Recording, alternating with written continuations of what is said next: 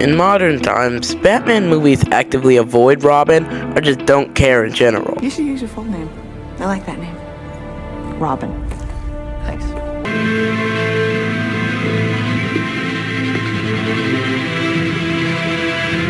But I think they need to start caring. I have problems making videos, and I want you to help, please. Because I have struggles with picking between an X-Men video or a Dark Knight video or any scenario like this, and I end up just tossing aside and not making any videos. So if you comment stuff like, I would love an X-Men video or a Dark Knight video, this person saying, I love an X-Men video, this person making me, I'll heart it if I love it. And I want to beat my most popular video in views, in likes, and in everything else like comments and view duration. And thank you, if you do so, for helping the Kindle Comics channel.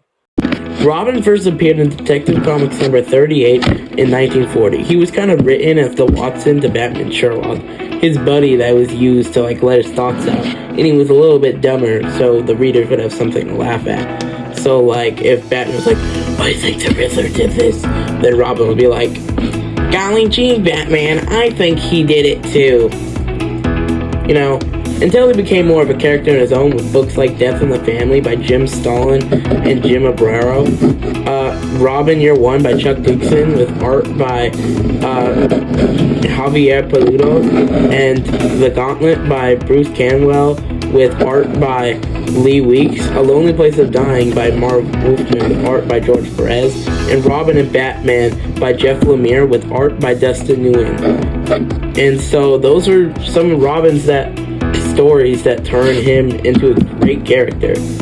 And yeah, have Batman be the Watson sometimes even. He could stand on his own, maybe with Nightwing books and stuff, but it's better in my opinion. Batman's still there and he's the Watson.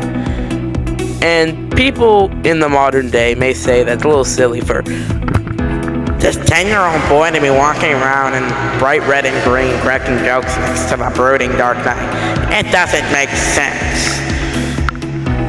Well, if you're a great director, you can make that the point, in my opinion. Like Matt Reeves or whoever they pick for the DCU, even if they merge. A good director can turn something as silly as Robin into an emotional, grounded story about a Bruce Wayne trying to teach a child hope, not vengeance, like he says in the Batman. But all he knows is vengeance.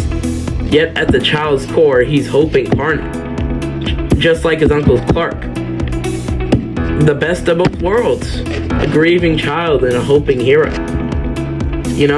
Letting the people have their favorite. They can take from one of my favorite books, which is the aforementioned Robin and Batman. In this book, Bruce tries to train Dick like a soldier, not like a child. But he learns that Dick Grayson is his son and needs to be treating him like that. Now you may think, what did I do with the character of Robin? Now, let me give you my pitch real quick. We look through a first-person POV in an alleyway, then a trapeze ladder, then holding a lug wrench in front of a wheel, then at the gates of Wayne Manor. And then we go back to the alley and hear a gunshot, loud, just echoing throughout the night. Then the ladder, and we hear a mother on top of the ladder as she jumps off the trapeze as it breaks, and you to the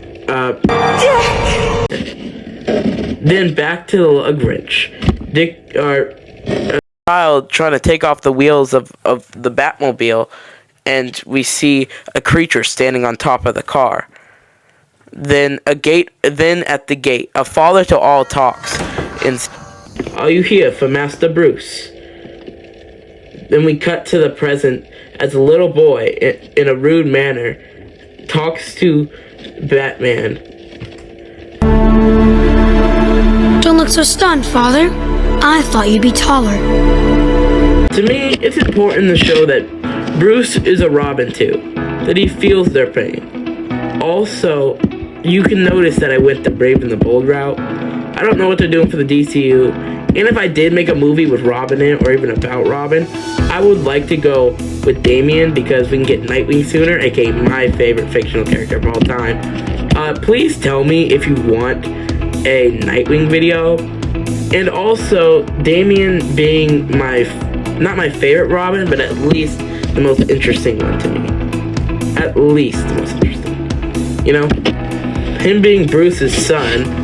Why is it in the script I have son written like the thing in the sky? That's funny. Who was made a killer, and now that Bruce has to teach him his ways, it just makes him way more interesting. Not to say that he's my favorite Robin. No, that's probably Tim. I like Dick as Nightwing. Jason is kind of doing his own thing, and I think that Damian can be a little bit of a bratty child, but Tim does work the best as Robin, in my opinion. That's why he can never leave. Also, because one of my favorite parts about Robin, and any character like The Flash, Green Lantern, even Superman, is a legacy hero. I love legacy heroes.